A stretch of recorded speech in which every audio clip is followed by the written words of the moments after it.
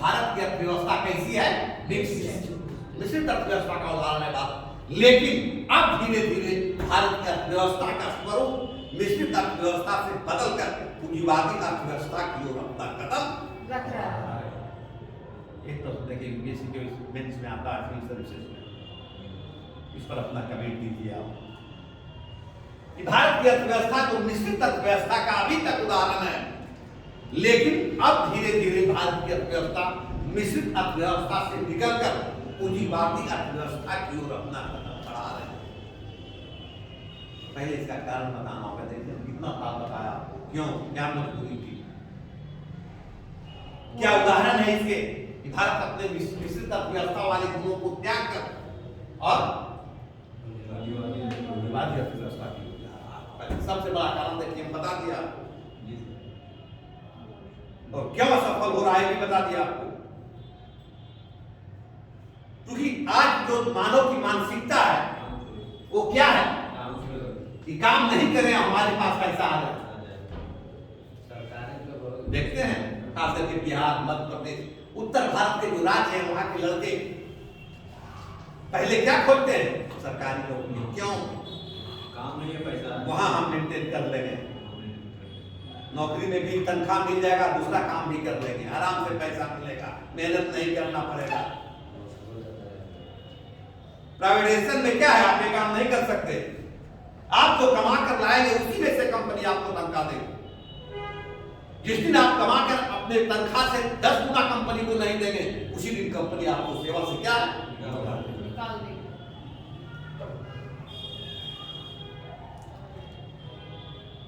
अब समझिए कि समाजवादी अर्थव्यवस्था क्यों फेल हो रही है दुनिया में। मानव का चारित्र्य क्या है, ह्रास हो रहा है। मानवता सचरित्रता दुनिया से ज्यादा है, भारत की बात नहीं है। सर रूस में अभी भी समाजवादी अर्थव्यवस्था है। रूस में भी है, चीन में भी है, लेकिन देखिए कि रूस और चीन में जो समाजवादी व्यवस्था आज से 20 साल पहले था वो चीज है। अब तो चीन तो 90% हद से ज्यादा पूंजीवादी अर्थव्यवस्था को अपना लिया। चीन और रूस में क्या था, नीड अकॉर्डिंग टू जॉब और जॉब अकॉर्डिंग टू नीड। चीन और रूस में नियम थे, चाहे आप खरबपति ही क्यों ना हो, कार नहीं खरीद सकते। कार खरीदना है तो आपको पहले गवर्नमेंट को एप्लीकेशन देना होगा कि आप क्या करते हैं, क्या आवश्यकता है आपको कार की। फिर वहां से इंक्वायरी आता था, आपको जांचेगा कि आपके लिए कार जरूरी है या नहीं। यदि आप स्टूडेंट हैं तो आपको कार की जरूरत नहीं है, आपको कार रखने की इजाजत नहीं मिलेगी, आपको साइकिल मिलेगी, आपको साइकिल से चलना। नीड अकॉर्डिंग टू जॉब और जॉब अकॉर्डिंग टू नीड। आवश्यक के हिसाब से आप अपनी आवश्यकता को बढ़ाइए। अब अर्थव्यवस्था पर बोझ मत बनिए। भारत में देखिए क्या है, अभी भी क्या है, जिस व्यक्ति को कार की जरूरत है उसके पास कार नहीं है, और जिस व्यक्ति को कार की जरूरत नहीं है उसके पास 10-10 कार है। अनावश्यक अर्थव्यवस्था पर क्या है, बोझ है। भारत का जितना जीडीपी है, नेशनल इनकम है, पता है, उससे हम एक सप्ताह के भी अपने आवश्यक वस्तुओं को खरीद नहीं पाते। अपने टोटल पेट्रोल के कंजम्पशन का 70 से 80% हम क्या करते हैं, विदेशों से।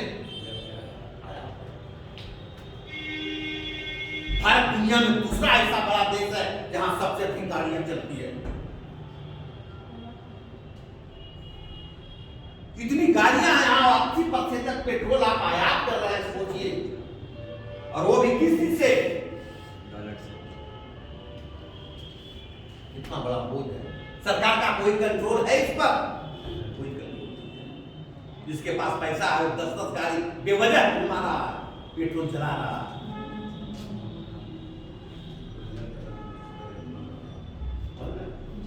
अब ये सिस्टम तो अब रूस और चीन कहीं नहीं है, वो भी धीरे धीरे चुपके से पूंजीवादी अर्थव्यवस्था की विशेषता को अपना रहा है। खाली लवाना उड़े हुए एकदम समाजवादी देश है। रूस इतना तरक्की क्यों किया? 1929 में क्या आया था, ग्रेट डिप्रेशन वैश्विक आर्थिक मंदी जिसका असर 1939 तक रहा था, 10 साल। उस आर्थिक मंदी का शिकार दुनिया का हर देश हुआ था, सिर्फ एक देश नहीं हुआ था और वो देश था यूएसए। कौन सा था? यूएसए था, सोवियत संघ। पर इस मंदी का कोई असर, बल्कि इस मंदी के दरमियान यूएसएसआर की रफ्तार और क्या है, विकास का दर और बढ़ गया। उसने क्या किया था? शोध खोज और शोध खोज को अपना लिया। वहां जितनी भी संपत्ति थी सब सरकार की हो गई, जितनी भी जमीनें थी सब सरकार की हो गई। आप मजदूर के तरह, आप मजदूर हैं, मजदूर के तरह खेत पर जाकर काम कीजिए, उसके हिसाब से सरकार आपको मजदूरी देगी। आप मजदूरी की नहीं देगी, आपके सारे नीड को फुलफिल करेगी। आपका बच्चा है, गाड़ी आएगा वो पढ़ने के लिए, सरकार स्कूल अपना ले जाएगी। आप बीमार पड़ गए, गाड़ी आएगी, आपको लेकर हॉस्पिटल में इलाज करेगी। आपकी सारी आवश्यकताएं सरकार पूरा कर रही है। अब पूरा देश एक कारखाना बन गया और हर व्यक्ति उस कारखाने में जो जिसकी जैसी योग्यता उसके हिसाब से काम क्या रफ्तार से। आप सभी पढ़े होंगे, जानते ही हैं 1917 में रूस में बोल्शेविक क्रांति हुई। दुनिया का पहला देश है जहां मार्क्सवाद की स्थापना हुई। किसके द्वारा? लेनिन के द्वारा।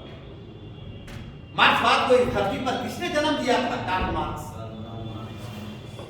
लेकिन लेनिन नहीं होता, कार्ल मार्क्स का सिद्धांत किताब के पन्नों में सिमट कर रह जाता। उस मार्क्सवाद को इतिहास की तैयारियों में लगाने का काम किसने?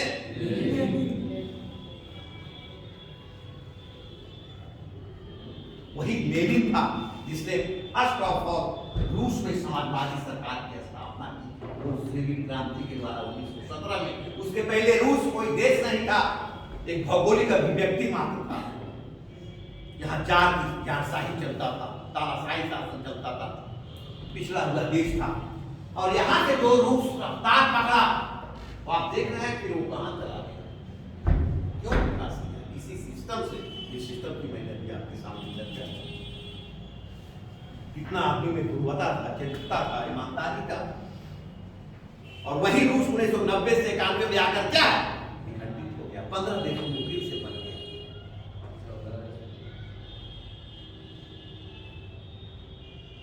ये चीजें क्या पढ़ना है तो इकोनॉमी में भी विशेष जोर आपको जो देना है, किस पर देना है? Indian economy. पहले आप जिस देश में रहोगे, जहां पढ़ लिख कर नौकरी करोगे, उस देश के अर्थव्यवस्था को जानना। अपने देश का बैंकिंग है, उद्योग है, परिवहन है, हर चीज के बारे में उद्योग धंधे, नई नीति है, आर्थिक नीति है, न्यू इकोनॉमिक पॉलिसी है, इसके बारे में डाटा है, आंकड़ा है, इसके बारे में ये होगा। देखिए इसका सब्जेक्ट पहला। फिर अगला सब्जेक्ट क्या है?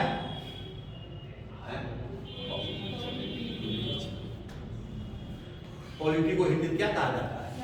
राज। बहुत लोग समझते हैं पॉलिटिकल साइंस है, नहीं, but polity is a part of political science. ये राजनीतिक विज्ञान नहीं है, बल्कि राजनीतिक विज्ञान का एक पार्ट है।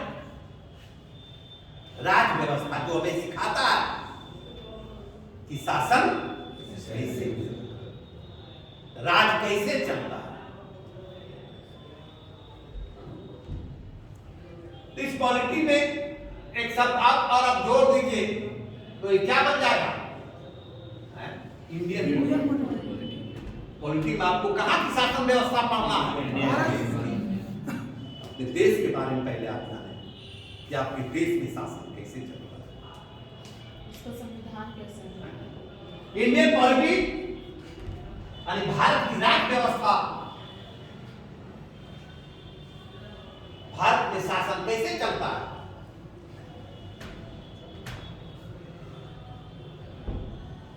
नियम और कानूनों की एक लिखित संहिता है, जिसका दूसरा नाम है संविधान। अपने देश में शासन कैसे चलता है? संविधान से।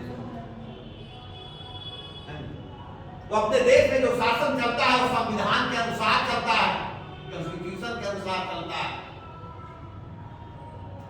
तो ये संविधान क्या है? नियम और कानूनों की एक लिखित संहिता है। उसी नियम और कानून की संहिता के अनुसार देश में शासन चलाएगा। इसीलिए अपने देश में न विधायिका उच्च होता है, न कार्यपालिका, न न्यायपालिका, बल्कि सर्वोच्च कौन है?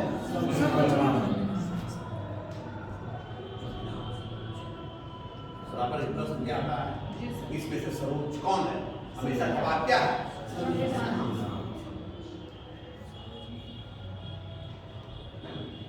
अब देखिए यहां से प्रश्न उठता है, आप अपने तर्क से, फैक्ट से प्रमाणित कीजिए कि संविधान सर्वोच्च कैसे है। क्यों संविधान को सर्वोच्च माना जाता है? हम कोई भी संविधान किसी एक व्यक्ति विशेष पे नहीं चल सकता है। पूरा संविधान जो है वो एक कानून पे चलेगा, क्योंकि अगर हम व्यक्ति विशेष को लेके चलेंगे तो सिर्फ एक व्यक्ति विशेष का लाभ होगा, लेकिन अगर हम कानून और संविधान को लेके चलेंगे तो सबका लाभ होगा। इसलिए संविधान विधायिका एक व्यक्ति है, अंग है सर। कार्यपालिका एक व्यक्ति है, तो वही तो बोले सर, व्यक्ति विशेष पे नहीं चल सकता है, वो पूरे वो कानून। भी विधायिका, कार्यपालिका और न्यायपालिका भी एक व्यक्ति कहाँ है? व्यक्ति विशेष कहाँ है? हम यही तो बोले सर कि व्यक्ति विशेष पे नहीं चल सकता है, वो कानून पे चलेगा। व्यक्ति विशेष पर नहीं चलेगा, वो कानून पर चलेगा, और कानूनों की एक संहिता है संविधान। तो ये सर्वोच्च कैसे हो गया? जवाब तो ही देना हमको। फैक्ट पर आइएगा ना, कारण में बताइए क्यों सर्वोच्च है। अपने देश की बात नहीं है, जहां जहां भी लिखित संविधान के अनुसार शासन होते हैं उन सभी देशों में सर्वोच्च होता है संविधान। इसलिए कि जो भी सरकार के अंग है, चाहे लेजिस्लेटिव है, चाहे एग्जीक्यूटिव है, चाहे जुडिशियरी है, ये तीनों किसका अनुसरण करते हैं? संविधान का। क्या संसद जैसे पाएगा वैसे कानून बना देगा? क्या एग्जीक्यूटिव जैसे पाएगा वैसे शासन चलाएगा? क्या न्यायपालिका जैसे पाएगा वैसे न्याय कर देगा? नहीं। कैसे करेगा? संविधान में जो कानून लिखा हुआ है उसके अनुसार। ये जवाब हुआ। तो इन तीनों को अधिकार कौन देता है? संविधान में। संविधान जैसा कहेगा संसद उसी अनुसार विधि बनाएगा। यदि वैसा विधि नहीं बनाया संसद, तो हमारा उच्चतम न्यायालय उस विधि को लागू होने से क्या न्याय को इसीलिए सुप्रीम कोर्ट रोक देगा। यह संवैधानिक है, ये संविधान के अनुसार आपके द्वारा बनाया गया कानून नहीं है, तो आप रोक लगाते हैं। अभी एक मामला आपके देश में चल रहा है तो बहुत ही सेंसिटिव है, जुडिशियरी वर्सेस चल रहा है ना। अपने देश में फिलहाल न्यायपालिका और कार्यपालिका आमने और सामने गिरने और लड़ने को तैयार है। जो ही मोदी जी की सरकार अपने देश में बनी 2014 में, मोदी जी ने एक कानून लाया पार्लियामेंट में, जिस कानून का क्या नाम था? National judicial appointment commission. ये हाई कोर्ट और सुप्रीम कोर्ट में जजेस के अपॉइंटमेंट के लिए एक आयोग बनेगा, जिस आयोग में 5-6 सदस्य होंगे। सुप्रीम कोर्ट का चीफ जस्टिस होगा, लोकसभा में विपक्ष का नेता होगा, प्रधानमंत्री होंगे, विधि मंत्री होगा, और 2 देश के गणमान्य कोई व्यक्ति होंगे। और वही कमीशन सुप्रीम कोर्ट और हाई कोर्ट के जजेज को क्या है? नियुक्त करेगा। National commission for the appointment of. लेकिन सुप्रीम कोर्ट ने इस कानून को लागू होने से क्या रोक लगा। ऐसा नहीं होगा। इसमें पक्षपात होगा कि भारत में न्याय टिकने लगेगा, न्यायपालिका निष्पक्ष नहीं रह जाएगी, सरकार जिसे चाहेगा उसे जज बना देगा और उसके मनमाना न्याय दे देगा। अब यहां पर प्रश्न उठा, सुप्रीम कोर्ट और हाई कोर्ट के जजेस का अपॉइंटमेंट फिलहाल कॉलेजियम करता है। कॉलेजियम में सुप्रीम कोर्ट के 4 जस्टिस होते हैं, उसका अध्यक्षता सुप्रीम कोर्ट का चीफ जस्टिस करता है। जिसके नाम की सिफारिश कर देगा उसी को राष्ट्रपति जजेस के रूप में शपथ दिलाता है। सरकार की इसमें कोई भूमिका नहीं होती। 100% भूमिका किसका है? कॉलेजियम का। और कॉलेजियम में कौन होता है? सुप्रीम कोर्ट का जस्टिस। अब सरकार का यह कहना है कि सुप्रीम कोर्ट और हाई कोर्ट के जजेस के अपॉइंटमेंट में कोई रिजर्वेशन नहीं है और सुप्रीम कोर्ट और हाई कोर्ट के जजेस 100% उच्च जातियों से भरा हुआ है।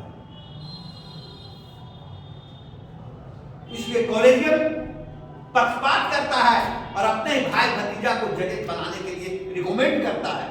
तो एक पक्षपात हुआ, सरकार क्या पक्षपात करेगी? एक सिस्टम कॉलेजियम का 1993 से देश में लागू हुआ, उसके पहले तो सरकार की सिफारिश पर ही जजेस का अपॉइंटमेंट होता था और राष्ट्रपति ने शपथ दिला दी। अब इसी बात को लेकर दोनों आमने और क्या है सामने फैसला होना बाकी है। एक बार ईडब्ल्यूएस का उसमें समर्थन वोटिंग भी होता है सर, 5 जैसे ईडब्ल्यूएस का पर आया तो 5 जगह के समर्थन करता है। क्या ईडब्ल्यूएस आया ना सर, ईडब्ल्यूएस अभी फिलहाल में ईडब्ल्यूएस जो स्वर्ण का आरक्षण मिला है तो 5 जगह का कमेटी बैठा था, तो उसमें तो 5 ईडब्ल्यूएस नाम। अब आप देखिए ये जो संविधान है यही प्राधिकार देता है लेजिस्लेटिव को भी, एक्जीक्यूटिव को भी। और इस संविधान का निर्माण किसने किया है? हम लोग,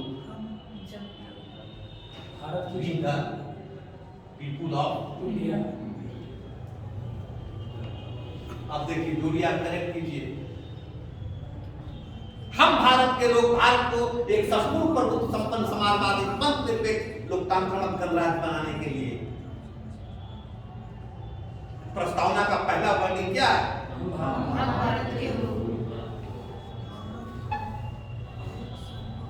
अंत में प्रस्तावना में क्या है? लेखक द्वारा इस संविधान को अंगीकृत, अधिनियमित और आत्मार्पित करते हैं। हमें नहीं संविधान को बनाया है, कौन बनाया है? हम भारत के तो हम भारत के लोग कौन क्या बनाया? और संविधान से अनुप्राणित कौन होता है? तो संविधान से भी बड़ा कौन हो गया? We the people of। लेकिन साबित कर देता है कि अपना देश में सच्चा लोकतंत्र है। देखिए इसीलिए संविधान क्या है अपने देश में, और उससे भी सर्वोच्च we the people है, क्योंकि संविधान को हम भारत के लोगों ने अपना देखिए प्रूफ है। इसीलिए यूपीएससी के सिविल सर्विस के मेंस में प्रश्न आता है कि प्रस्तावना का पहला wording we the people of India का विशेष अर्थ क्या है? ये साबित करता है भारत सच्चा लोकतंत्र है, क्योंकि भारत की जनता ने ही मिलकर क्या बनाया? संविधान को बनाया। और यही संविधान से सभी तंत्र अनुप्राणित होते हैं, सभी प्राधिकार इसी से प्राप्त करता है। जैसा ये कहता है वैसा ही देश में विधि बनती है, लागू होती है और न्याय भी। ये है इसका अर्थ, वो साबित करता है सबसे बड़ा। तो इंडियन पॉलिटी में आपको पढ़ना है कि भारत में शासन कैसे चलाया जाता, तो शासन कैसे चलाया जाता है? संविधान के अनुसार। तो इस सब्जेक्ट एक्चुअल में आपको क्या पढ़ना है?